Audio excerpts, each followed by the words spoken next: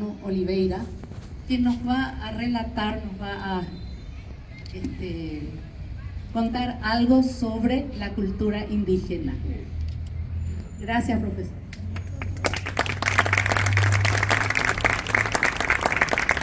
Muy buenas noches.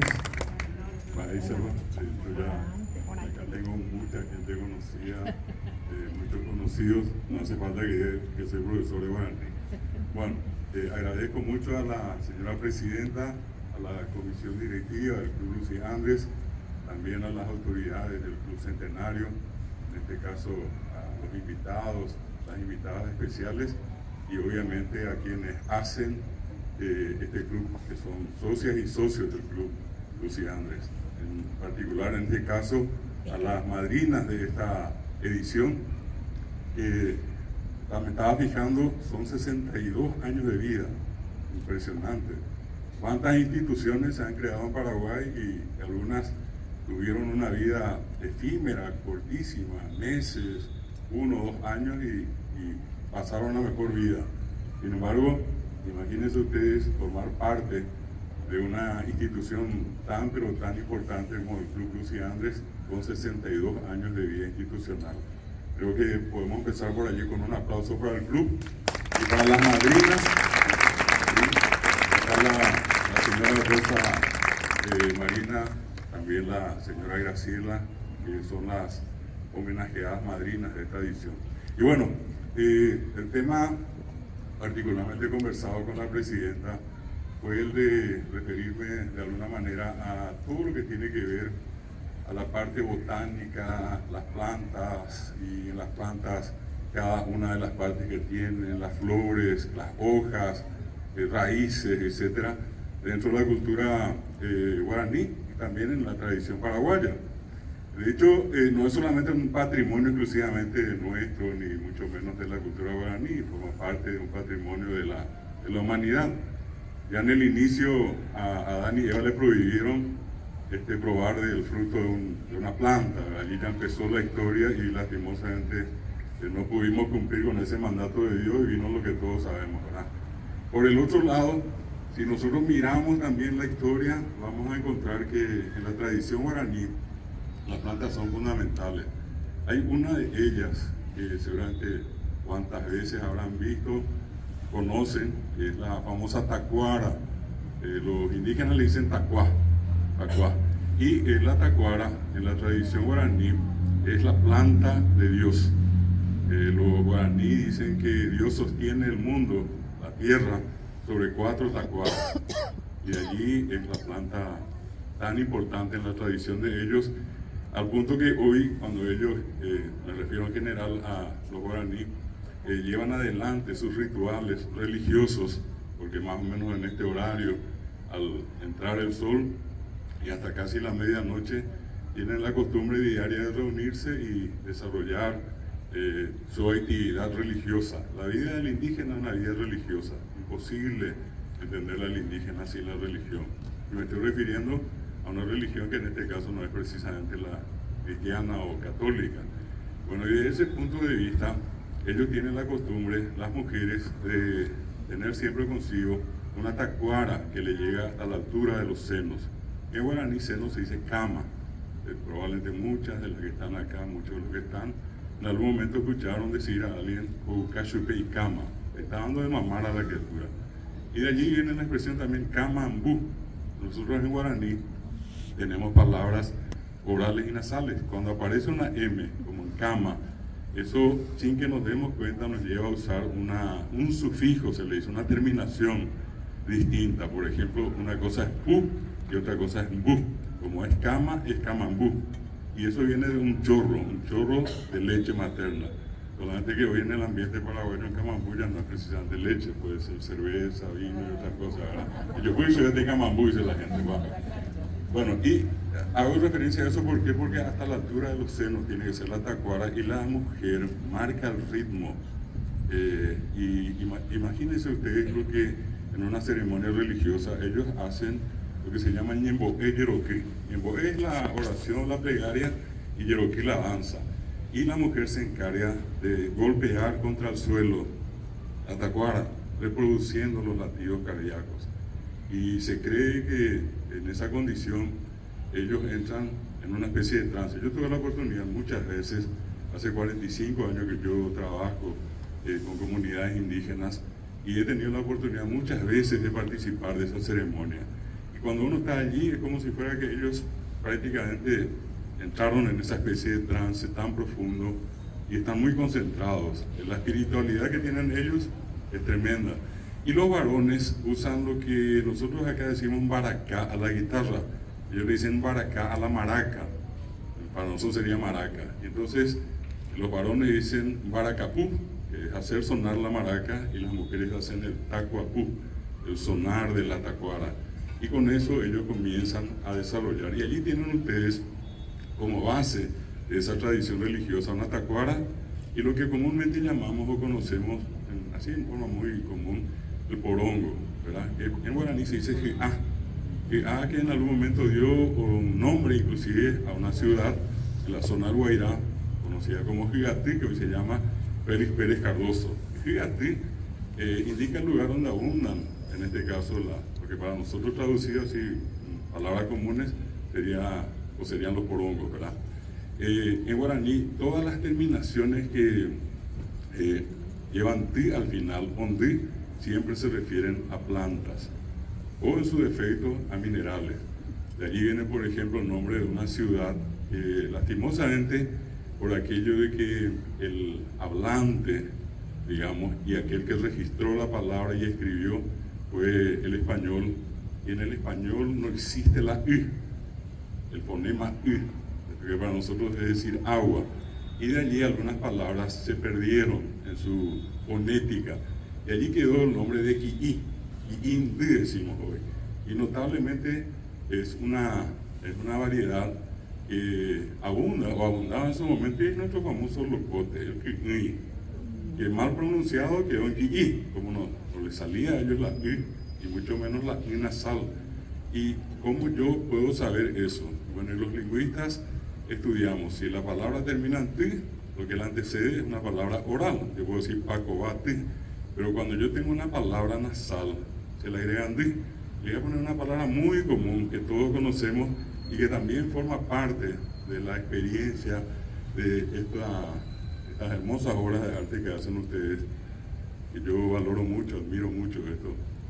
Decimos ñaná. Ñaná comúnmente es el yuyo, y cuando nos referimos al lugar, al yuyal, es ñanandí, no es ñanatí, porque pues tiene una ñ y tiene una n, entonces eso estira di, ñanandí. Es lo mismo que les decía de quiyindí, entonces si di al final quiere decir que lo que está adelante alguna vez fue nasal, y lo correcto es quiyindí. Nosotros tenemos, por ejemplo, un departamento, voy a citarles uno de los tantos que tenemos con nombres en guaraní, pero el caso de Caaguazú. El Caaguazú es el nombre del quinto departamento, sin embargo refiere a una característica del territorio, no solamente paraguayo, sino que de esta parte de América, que los biólogos llaman el bosque atlántico. Esto fue un enorme bosque, una enorme selva. Lastimosamente todo eso prácticamente hoy en día ya no existe rastro, y yo le suelo decir a la gente de Caaguazú, cuando hay Caaguazú, cuando hay un perón, o Pamala Caaguazú. Bueno, entonces vamos a encontrar que inclusive varios nombres de ciudades tienen nombres en guaraní, pero referidos a plantas. Vuelvo a lo de los indígenas, y fíjense cómo por una cuestión natural ellos tenían que vivir cerca del agua, por la necesidad de consumir el agua, y porque una parte muy importante de la alimentación siempre estuvo vinculada a los peces, al pescado ya en este caso, ¿verdad? Y entonces desde ese punto de vista, todas las comunidades indígenas que hasta hoy existen, viven siempre cerca de algún tipo de arroyo, río, curso de agua, y en esos lugares abundan las tacuaras. Creo que todos ustedes saben que la tacuara le gusta las zonas húmedas. Bueno, entonces de allí también la costumbre de construir los primeros, digamos, las primeras viviendas, lo que los guaraní llaman tapí, eran como unas chozas, siempre era con tacuaras, tacuara parada atada con la liana, con el isipó. Y allí aparece otro nombre, un nombre en guaraní de una de las plantas que ellos usaban para, en este caso, construir sus viviendas. Y el techo era el capií, que tiene otra una variedad de capií. Bueno, esa es una característica que nos muestra, y a lo que quiero llegar también es que todo lo que ustedes pueden ver, y si nos remontamos 500 años atrás, aún sin la presencia de los españoles y portugueses, todo lo que hubo acá tuvo nombre en guaraní. Ustedes no van a encontrar, y digo no van a encontrar, una planta nativa sin nombre en guaraní, al punto que un gran estudioso, en algún momento rector de la universidad, ya lo estoy viendo al doctor Ferro, un extraordinario estudioso de nuestro país, y bueno, vinculado al tema de la universidad, que está la doctora Yolanda, con quien estuve hablando también recién. El doctor Dionisio González Torres había hecho una publicación en base a una investigación que en su tiempo se había hecho, y decía que después del griego y del latín, el guaraní es el idioma que más nombres aportó a la botánica universal. Y allí ya creo que todas pueden darse cuenta del tremendo valor que siempre tuvieron, obviamente, las plantas por ser parte de todo esto que es el hábitat nuestro. Y si miramos entonces por allí, vamos a encontrar que en la medida que las poblaciones se retiraron de los cursos de agua y fueron a lugares, repito, inclusive altos, la tacuara fue sustituida por otro elemento natural, por otra planta, en este caso el famoso mbocayá. Y yo creo que de todas, seguramente las variedades que existen para ver las especies de plantas, y el mbocayá está en todas partes. El mbocayá es el elemento que nunca falta en ningún lado, sea en lo más retirado, en los lugares más pobres, en los suelos, digamos, más abonados, en todas partes, y se aprovecha todo. Y otra vez, si nosotros miramos eso, ¿qué es lo que hacían entonces? Cortaban el coco, ¿verdad? Y lo cortaban en forma vertical. Es lo que históricamente la gente conoce como el mbocayá ihue. ¿Qué quiere decir? Lo que está parado, lo que está de pie, lo que está verticalmente dispuesto. Y yo acá, a cualquiera de ustedes, respetuosamente le pido así muy amablemente, eñembó, y es lo que va a hacer, y es pararse, erguirse. Y el mbocayá ihue, el coco parado, traducido, otra vez atado con el isipó. Eso fue la base, y sigue siendo la base de muchos de los ranchos que hasta hoy tenemos. Entonces, con esto quiero insistir en el valor que siempre tuvieron las plantas. A lo otro, la alimentación de los guaraní, una alimentación básicamente vegetariana. ¿Qué es lo que ellos consumen fuera de todo lo que en este caso pueda ser maíz, poroto, maní, coco, andaí, el zapallo, el curapeté, como se le dice en guaraní? Bueno, fuera de eso, frutos, pero muchísimos. El yacarati, visto por acá en Yangapirí, ¿verdad? ¿Quién no conoce? ¿Quién alguna vez no probó? Pacurí. Son plantas que hasta hoy nosotros vamos a encontrar en todas partes, y seguramente inclusive muchos de los que están acá tienen ese hermoso hábito de tener inclusive en su casa, de cuidar de esas especies que son tan nuestras, que son propiedades de esta parte de América, en ese hábitat tradicional, original del cual nosotros formamos parte. ¿Qué es lo que después consumen? Y miel de abeja. Y cuando comen algún tipo de carne, siempre carne blanca, yo decía hace rato, pescado. La carne roja empezó a entrar en la vida de ellos, si podríamos inclusive poner un tiempo, 30, 25 años atrás, por el hecho de que ya muchos de ellos se hicieron también, abandonaron sus hábitats, se acercaron más al entorno citadino, y bueno, hoy podemos oírlo por todas partes, y ya como cualquiera de nosotros consumiendo carne roja, pero en la tradición de ellos siempre se manifestó con el tema del consumo, en este caso de elementos vinculados a la parte de los vegetales, de las plantas, de los frutos. Cuando en el guaraní se dice hiacu, cuando está todavía verde, pero se dice hiayu. Yu viene de dorado, ¿verdad? A es el fruto y yu es dorado. Y en ese momento la gente dice terejó y popó. Y po es el producto y po es sacar, arrancar. Arrancar el producto significa popó. Y nosotros hemos vivido mucho de eso.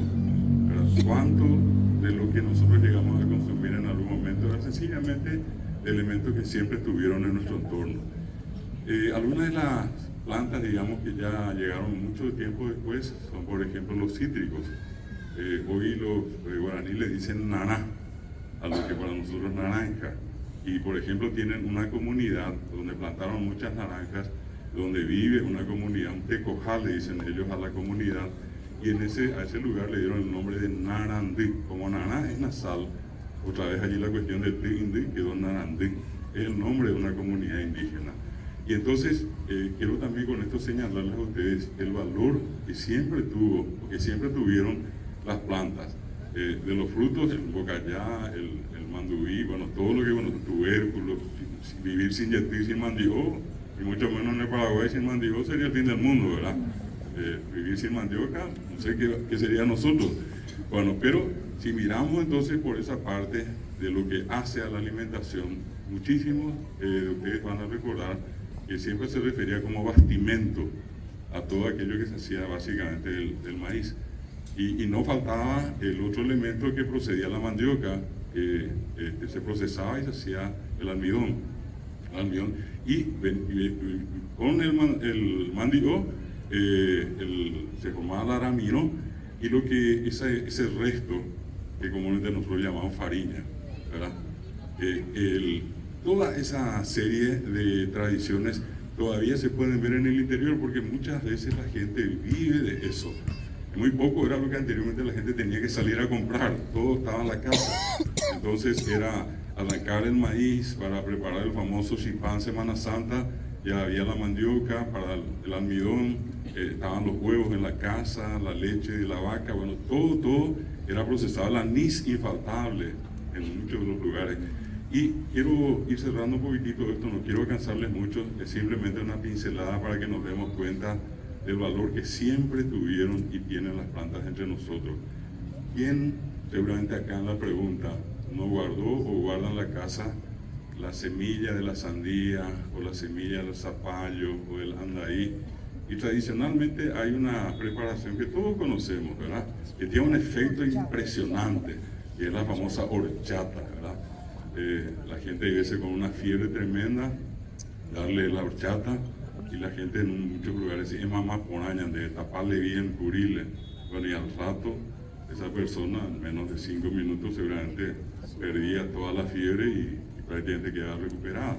El efecto conocido por la gente, yo creo que ese es un aspecto tan importante, que ese conocimiento ustedes están en el Club Lucía Andrés, porque estoy viendo acá también a varias señoras que forman parte de la sociedad de jardinería y horticultura. Hago la relación simplemente por aquello de que tienen un mismo tema en común en general, y bueno, y que desde ese punto de vista ustedes tengan una especie de magia. En guaraní se dice payé en el buen sentido de la palabra, no me estoy refiriendo al payé aquel que se hace por allí, me refiero al payé auténtico, porque muchas veces un payé sube, dice la gente, una mujer a un hombre a una mujer, bueno. Y la palabra que indica payé en guaraní, o sea, un elemento que transmuta, que cambia, es la palabra curú. Y hay una planta que se llama curupaí, y hay una planta que se llama curupicaí. Se cuenta que el sol, Corají, se sintió tan solo que decidió alguna vez él crear a un hermano. En el mundo guaraní, él crea de una rama de curupicaí a su hermano, varón, Yací. Ya para nosotros pasó a ser Yací, la luna, pero en el mundo guaraní, Guarají y Yací son hermanos y son varones. Ha creado Guarají, creó a Yací. Y les decía, en ese misterioso mundo en el cual ustedes desarrollan sus actividades, qué lindo y qué agradable es que ustedes puedan sentir todavía esa relación tan profunda que existe en la naturaleza entre nosotros, los seres humanos, y las plantas. Sabemos perfectamente que el oxígeno que respiramos nos proveen las plantas y que ellas dependen de lo que nosotros en este caso exhalamos en el anhídrido carbónico. Hay una perfección en todas las cosas en el mundo y en la vida. Así es que yo quiero felicitarles por este hermoso emprendimiento que reivindica la belleza en cada arreglo que ustedes hacen. Esa pulcritud, esa paciencia, esa perseverancia que tienen para hacer obras de arte con productos de la naturaleza, siendo ustedes ese elemento intermedio entre la obra preciosa de Dios y una obra preciosa que vamos a entrar a ver en un momento y que es producto de todas y cada una y todos, cada uno de ustedes. Así que muchas felicidades. Yo les agradezco infinitamente por este tiempo y espero que haya sido de alguna utilidad para todos los que estamos acá. Muchas gracias, buenas noches. Señora Presidenta, va a proceder a esta parte del homenaje a las madrinas que ella tiene, en este caso, preparada ella acá la parte que va a indicarnos al respecto.